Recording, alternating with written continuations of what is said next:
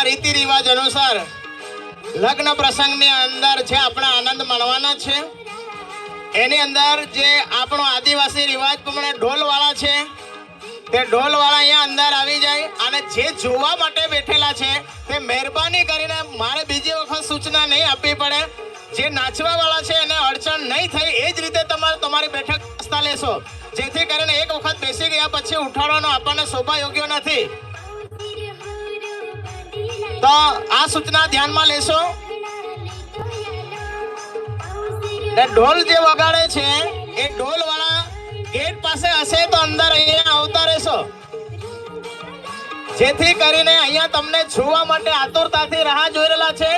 જેમ માછલા કિનારે ગોઠવાઈ જાય તેમ દરેક લોકો તમને જોવા માટે કિનારે ગોઠવાઈ ગયેલા છે. તો ઢોલ વાળાને ખાસ નમ્ર વિનંતી છે કે આપણી બેન્ડ પાર્ટી ચાલુ થાય ત્યાં સુધી તમે અહીંયા આવીને ઢોલ વગાડી શકો છો, એટલે આમ મેદાનમાં તમે આવતા રહેશો.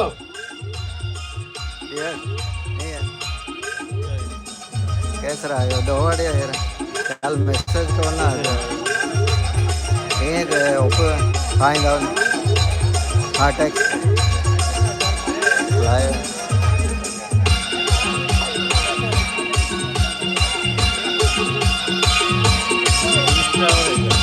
ना यूट्यूब पे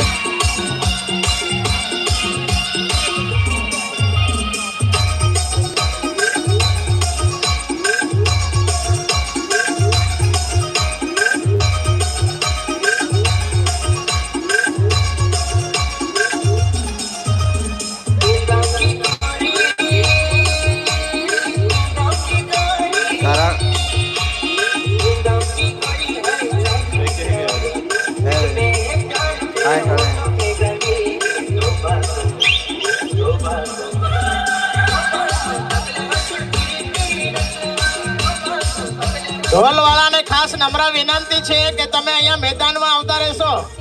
સાહેબના ઘરની આથમાની સાઈડે ઢોલ વાળા જે ગેટ પાસે વગાડે છે